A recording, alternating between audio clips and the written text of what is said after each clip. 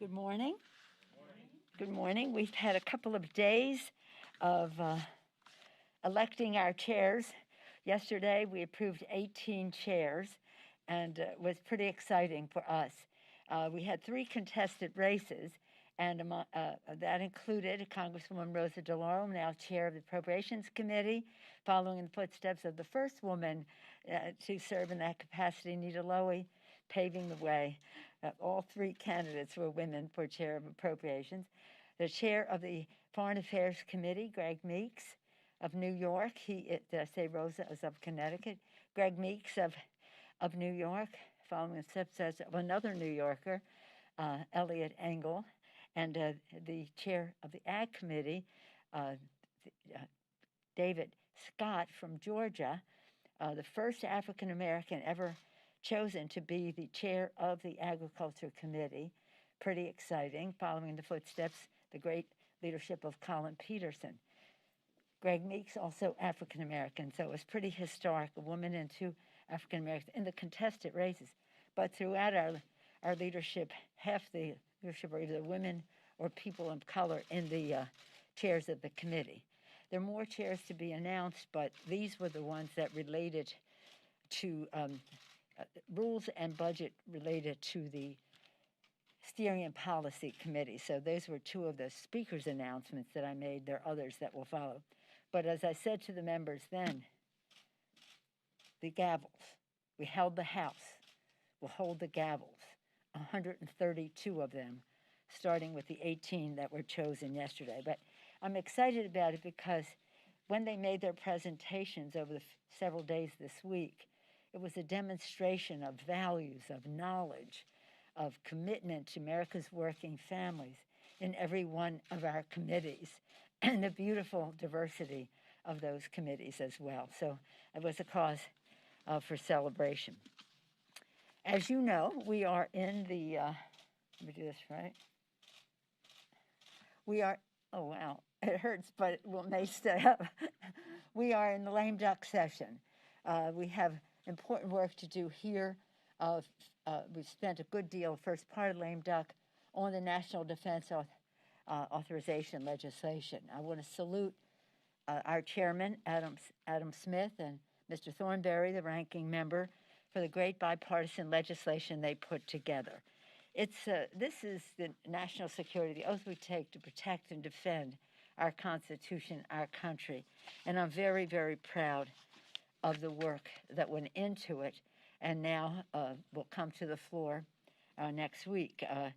Our leader, Mr. Hoyer, will be talking about scheduling there. But I want to reference some of what Adam Smith and Mac Thornberry said about the bill and their statement on the conference report. Among the provisions we are most proud of, and we join them in this, the authorization of hazardous duty pay for our servicemen and women and members in harm's way, improvements to military housing and programs for military families and children with special needs.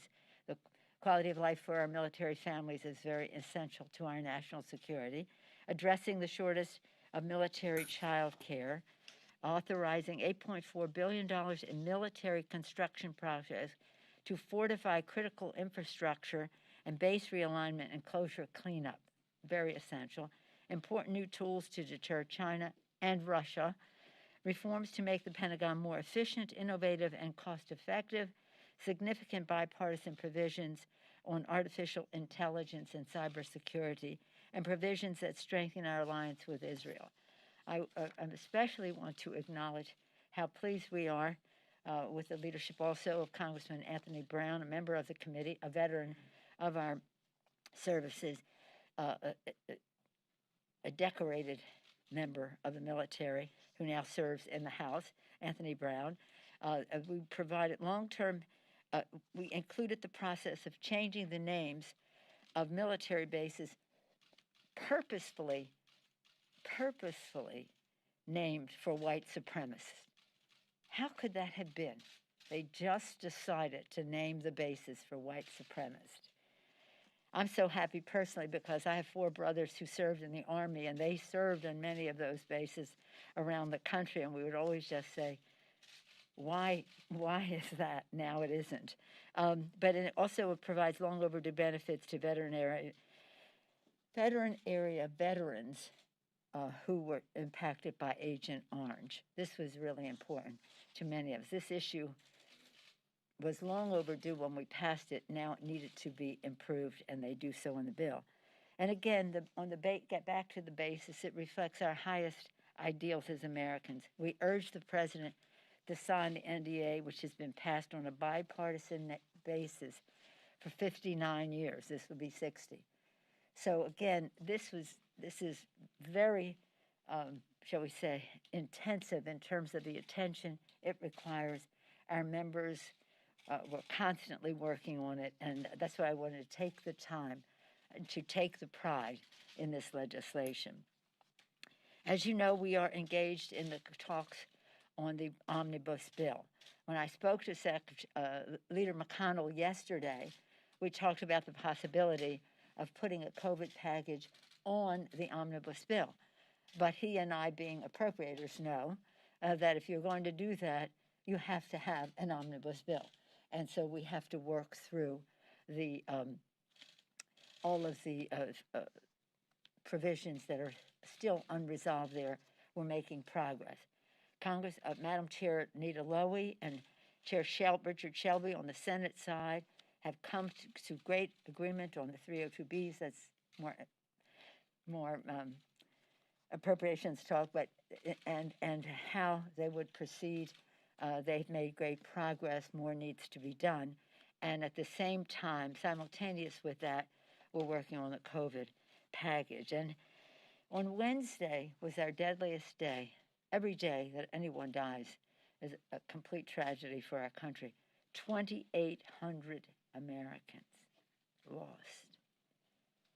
We believe that one of the saddest parts of it is the neglect that this administration has paid. Delay, denial, distortion, hoax. And now, finally, we have a new dynamic, a new president in a little more than a month committed to crushing the virus, a new dynamic, a vaccine, a successful vaccine, more than one successful vaccine to make all the difference in the world. That is imminent till the inauguration and the emergence of the vaccine, which will be soon, but not for everyone, just because of the quantity needed and the money needed to go from vaccine, from the lab, to vaccination, to the arm. And that is going to require more than we're talking about now, but what Joe Biden has been talking about. We believe, Leader Schumer and I believe that the bipartisan framework unveiled by the senators in a bipartisan way, with the support of House members, Josh Gottheimer in the House from our side, on both sides of the aisle, could be a basis for real bicameral negotiations. It's not text yet, it's a framework, so as they work on the text, we hope it'll take us very close to something we can put into the omnibus, which is at the same time being worked. President-elect Biden has said that this package would be at best, just a start. And that's how we see it as well. It's less money, but over a shorter period of time, and we need to do it to save lives and livelihood, with the hope that much more help is on the way. This vaccine has had such high, 95% was the Pfizer vaccine and the Moderna vaccine give us great hope. But again, we have to have the resources to exercise our options that we have to buy the vaccine. I would hope that the president would immediately exercise the call upon the Defense Production Act to produce the vaccine. That's what it is going to require to have the amount that we need. And then to have the logistics, the money there for the states and that further highlights the need for funding for state and local government, because we can pay for the vaccine, we can pay for its delivery, but its administration of it by healthcare professionals and others still needs to be funded as well. So that's good news from that help is on the way from Joe Biden, who sees the need. We had some not so good news on the job front that further necessitates our taking action to crush the virus, to open up the economy, to open up our schools. But in order to do so, we must do so safely, science-based in our approach on all of it. You probably did see the jobs report this morning, which is indicative of further indicative of the need for us to have crush the virus so the economy can get going. So all of that is to come to this place to say there is momentum. There is momentum with the action that the senators and House members in a bipartisan way have taken with them. It could provide meaningful relief for millions who are suffering economically, personally, health-wise. And so I'm pleased that the tone of our conversations is one that is indicative of the decision to get the job done. With that, I'll take any questions you may have. Speaker. Thank you so much. I heard what you said about momentum. Realistically, how soon do you and Leader McConnell need to cut a deal in order to have a package to vote on before the holidays? Well, we have the time to do it. It doesn't, and again, we want to have it on the omnibus. We have to have an omnibus, and we're hoping that that will accelerate the discussions on the omnibus. We are going to keep government open. You know, we're not going to have a continuing resolution, but we need to take the time to do that. And then, as I said, we saw a framework. They're putting, now they have to turn it into text. And then, so we'll take the time we need, and we must get it done. And we must get it done by before we leave. So we cannot leave without it. So does that mean you have about a week to negotiate? No, it doesn't matter. We will take the time that we need. And the question is, when will the text be ready so that we can combine it into the, but the omnibus is not finished yet. We have a number of what we call ash and trash. It's a lot of other issues that need to be resolved, and they're in the course of doing that. And I don't want to in any way undermine the great bipartisan negotiations that are going on between the Democrats and Republicans. Senator Shelby, as the chair of the Appropriations Committee in the Senate, Nita Lowey as the chair in the House, their staffs working together. So don't worry about a date. It will be in sufficient time for us to get it done. The sooner the better, but not at the expense of the initiatives that we need to address in the bills. Speaker, good morning, thank you. So just to be clear, you said no continuing resolution. I don't want any. No. Right, I understand that, but if you are on the precipice of getting a coronavirus D, and you can't, if you are on the precipice... We'll be on before that. Okay, but what shifted, in your opinion, when the Problem Solvers Caucus had a much larger bill a few months ago? You did not like that piece of legislation. What has shifted now when they're on board with this piece that's come out of the Senate? Perhaps you missed what I said earlier. Joe Biden committed to ending and crushing the virus and having a Build a Better America initiative, Build Back Better, a vaccine, answer to our prayers, an answer to our prayers of 95% effectiveness in terms of Pfizer and Moderna, and there may be others coming forward. That is a total game changer. A new president and a vaccine. So there's nothing to, these are different. What was then before was not more of this. This has simplicity. It's what we've had in our bills. It's for a shorter period of time, But that's okay now because we have a new president, a president who recognizes that we need to depend on science to stop the virus, a president who understands that America's working families need to have money in their pockets in a way that takes them into the future without any of the contraptions of any of the other bills that the administration was associating itself with them before. We feel very excited about the prospect that there's a bipartisan bill, because I told members I'm not bringing any more bills that are not bipartisan. We wanted to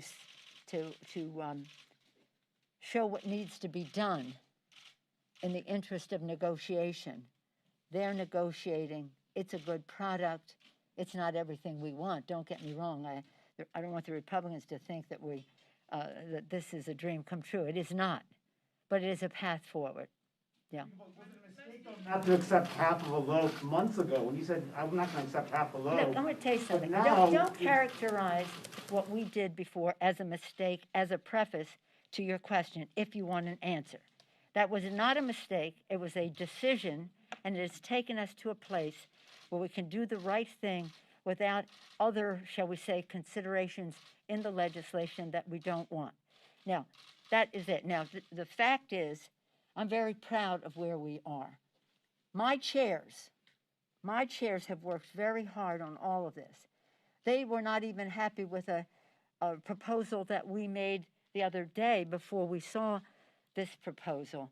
They thought we had come back too small. So it's not about an individual, it's about how we address the needs of the American people. And we have to do it in a scientific way, and we have to do it in a way that recognizes people need food on the table. They need to get their rent paid. They need money in their pockets. They need their unemployment insurance to be there. They do not need a whole cacophony of other things that are on the agenda that have nothing to do with meeting their needs. So we're very pleased at where it is. And as I say,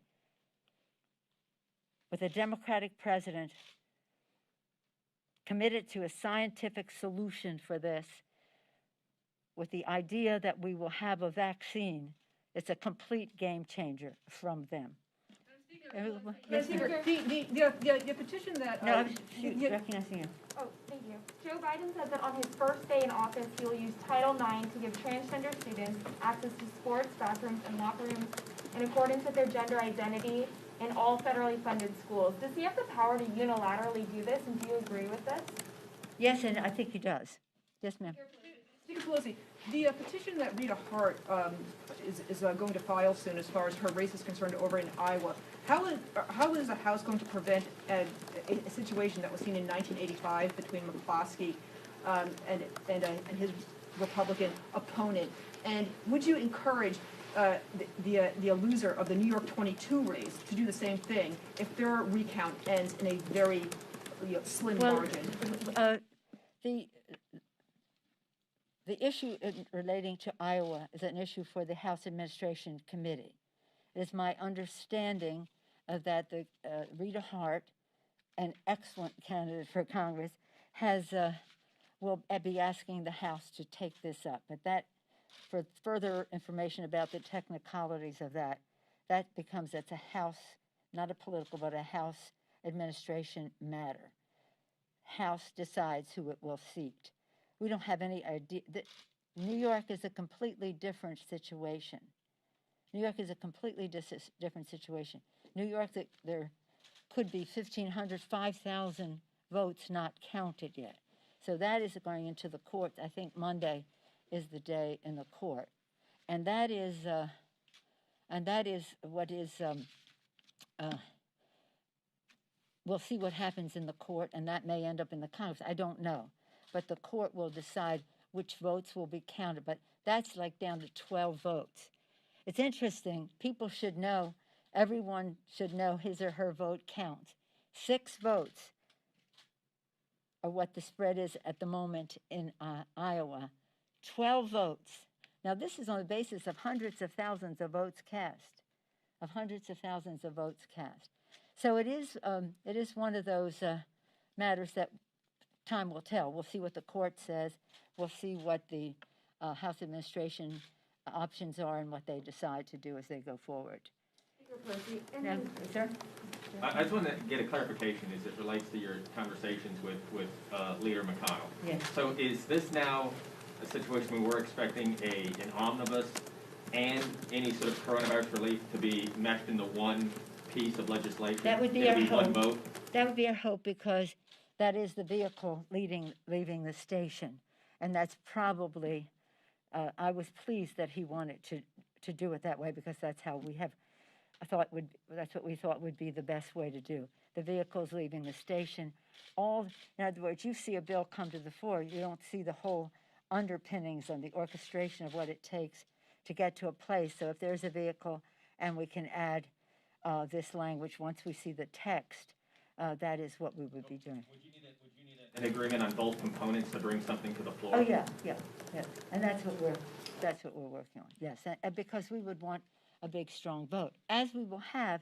Getting back to our earlier on the national defense bill, we're very proud of the bipartisanship that has gone into that, the quality of life issues there for military families, also a system to change the names of the bases that were named for white supremacists. In some cases, by design, named for former members of the Confederacy, well after the Civil War. So again, there are many things in there about our practical responsibility to protect and defend, but also about our values. For us, that was not a provision or an issue. It was an ethic. It was a value. Thank you all very much. Thank you. thank you.